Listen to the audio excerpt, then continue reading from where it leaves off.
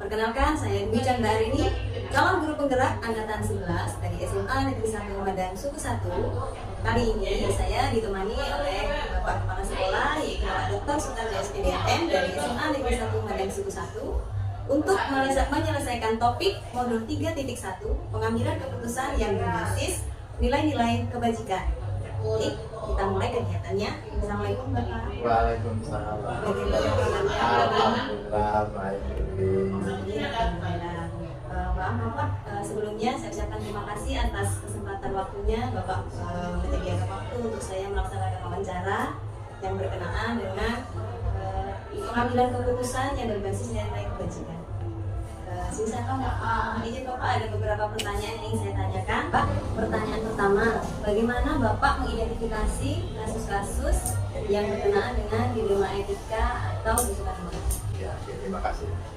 Jadi dilema etika ini biasanya saya cepat mengetahui dari informasi dari staf-staf saya, dan dilema etika itu biasanya muncul karena kepentingan sekolah dengan kepentingan pribadi siswa.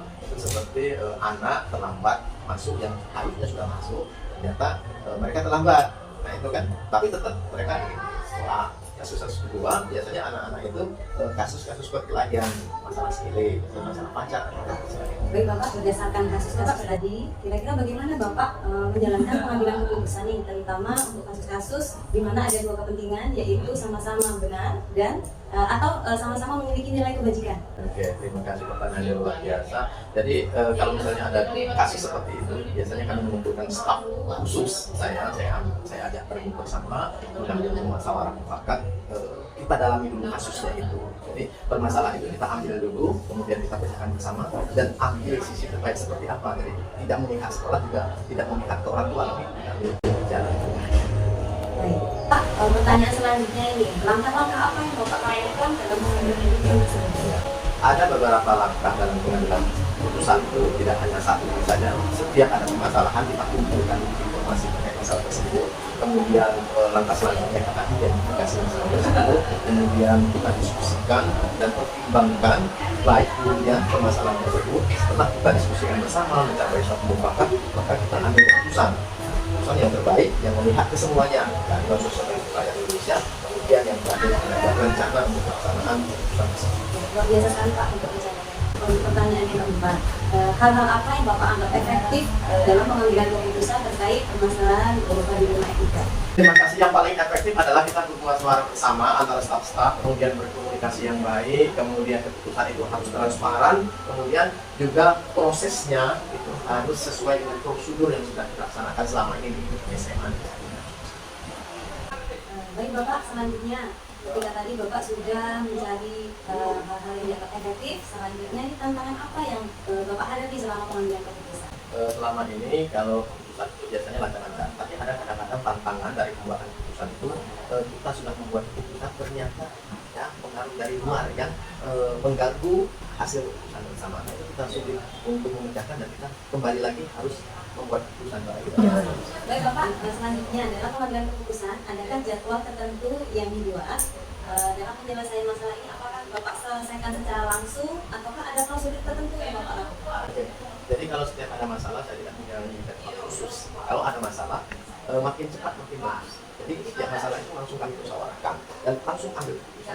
Tapi ada saat-saat penting yang harus mempunyai jeda, mempertimbangkan hati-hati, maka kita buat 1 hari atau 2 hari. Tapi pada intinya secepat itu kita selesai. Baik Bapak, selanjutnya dalam pengambilan keputusan, adakah seseorang atau faktor-faktor lain yang membantu Bapak dalam mengambil keputusan? Dalam mengambil keputusan di sekolah ini biasanya saya punya staf khusus dari wakil-wakil, kemudian juga kita libatkan komite yang menjembatani antara sekolah dengan masyarakat. Kemudian juga terima kasih juga saya minta dukungan dari teman-teman keluarga sekolah untuk pembuatan keputusan ini sehingga keputusan itu baik dan sesuai. Baik Bapak, untuk pertanyaan terakhir ini, berdasarkan apa yang sudah Bapak jawab, pengalaman apa yang Bapak bisa diambil dari pengambilan keputusan?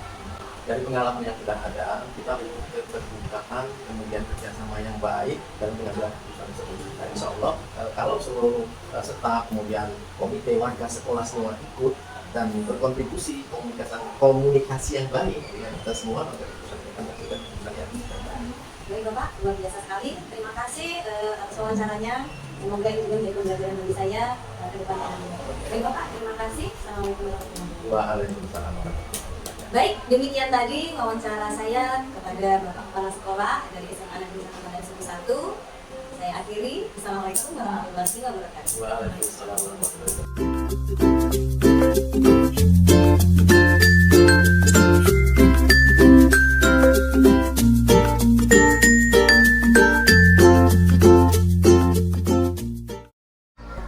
Assalamualaikum warahmatullahi wabarakatuh. Salam dan bahagia Bapak Ibu Guru Penggerak. Perkenalkan, saya Dwi Chandra Arini, calon guru penggerak angkatan 11 dari SMA Negeri 1 Madang Suku 1, Kabupaten Ogan Komering Ulu Timur. Pada kesempatan kali ini, saya akan melaksanakan wawancara berkenaan dengan penyelesaian tugas modul 3.1, yaitu pengambilan keputusan berbasis nilai-nilai kebajikan bersama Ibu Mardiana SPD MPD, Kepala Sekolah SD Negeri Simpang Kepuh. Berikut pelaksanaannya. Assalamualaikum Ibu. Baik, perkenalkan saya Dwi Chandra Arini dari SMA Negeri 1 Madang Suku 1. Pada kesempatan kali ini saya ingin meminta waktu Ibu untuk wawancara pada kegiatan pengambilan keputusan yang berbasis nilai-nilai kebajikan. Baik Ibu, selanjutnya ada beberapa pertanyaan yang akan saya ajukan. Apakah Ibu berkenan? Ya. Untuk pertanyaan pertama Ibu, bagaimana Ibu mengidentifikasi kasus-kasus yang merupakan dilema etika atau rujukan moral? Kami jika ada dilema etika ketika ada situasi di mana kepentingan atau nilai-nilai bertentangan. Misalnya, jika ada siswa yang mengalami masalah di rumah dan itu berdampak pada sekolah, atau ketika ada keputusan yang sulit yang harus dibuat, kita harus berhati-hati dan mendiskusikannya dengan baik. Baik Ibu, tadi beberapa kasus Ibu ya, berkenaan dengan kasus tersebut. Ini bagaimana Ibu menjalankan dalam pengambilan keputusan, terutama untuk kasus-kasus di mana ada sama-sama benar dan atau juga ada nilai-nilai yang mengandung atau sama-sama mengandung nilai kebajikan. Di sini kami biasanya duduk bersama tim dan membicarakan masalahnya. Kami pertimbangkan semua aspek dan mendengarkan pendapat orang lain. Kemudian kami membuat keputusan berdasarkan apa yang terbaik untuk semua pihak yang terlibat. Baik Ibu, luar biasa sekali dalam pengambilan keputusan. Lalu kira-kira ini langkah-langkah apa yang Ibu terapkan di dalam pengambilan keputusan tersebut? Ya, pertama, kami menyimpulkan semua informasi yang ada. Kedua, kami mengidentifikasi nilai-nilai yang bertentangan. Ketiga, kami membicarakan dengan tim untuk mencari solusi yang adil. Setelah itu, kami membuat keputusan dan menyusun rencana untuk melaksanakannya. Baik Ibu, selanjutnya ini dari langkah-langkah yang sudah Ibu terapkan nih, kira-kira ada nggak hal-hal yang dianggap efektif Ibu dalam pengambilan keputusan tersebut? Hal yang efektif adalah melibatkan semua pihak dalam diskusi, memastikan semua orang tahu apa yang terjadi, dan membuat keputusan yang jelas dan adil. Keterbukaan dan komunikasi yang baik sangat membantu. Baik Ibu, itu tadi hal yang dianggap efektif ya Ibu. Kemudian hal-hal yang selama ini dianggap Ibu sebagai tantangan Ibu, pasti mana mengalami ya tantangan-tantangan dalam pengambilan keputusan ini seperti apa? Tantangannya termasuk menghadapi tekanan dan berbagai pihak, kesulitan memuaskan semua orang, dan membuat keputusan yang terdapat ketika ada banyak faktor yang harus dipertimbangkan. Kira-kira Ibu, dari hal-hal tantangan-tantangan tersebut, dalam pengambilan keputusan pasti ada jadwal Bu ya. Kira-kira Ibu dalam pengambilan keputusan ini diputuskan secara langsung pada situasi tersebut atau memang Ibu memiliki jadwal khusus untuk penyelesaiannya? Nah, di situ kami tidak punya jadwal tetap, tapi kami berusaha untuk menyelesaikan masalah secepat mungkin. Kami buat rencana tindak lanjut dan memberikan waktu untuk setiap langkah agar semua berjalan lancar. Baik Ibu, luar biasa sekali. Dari hal-hal tersebut ini pasti akan ada faktor-faktor yang membantu dan mendukung Ibu dalam mempermudah pengambilan keputusan ini. Ya, dukungan dari tim sekolah, adanya pedoman yang jelas, dan bantuan dari konsultan jika perlu sangat membantu. dukungan dari pimpinan dan komunitas sekolah juga penting. Ya.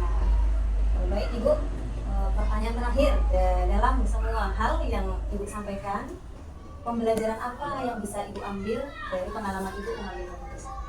Ya, saya belajar pentingnya komunikasi yang terbuka dan mendengarkan semua pendapat. Kita juga perlu fleksibel dan setiap menyesuaikan keputusan berdasarkan situasi yang ada agar keputusan yang diambil tetap adil dan bermanfaat bagi semua. Baik, terima kasih Bu, luar biasa sekali pengalamannya. Semoga ini juga dapat bermanfaat bagi saya sendiri. Baik Ibu, terima kasih. Assalamualaikum warahmatullahi wabarakatuh. Waalaikumsalam warahmatullahi wabarakatuh. Demikian tadi wawancara saya terhadap Ibu Mardiana, SPD MPD, Kepala Sekolah SD Negeri Simpang Beku. Terima kasih. Wassalamualaikum warahmatullahi wabarakatuh.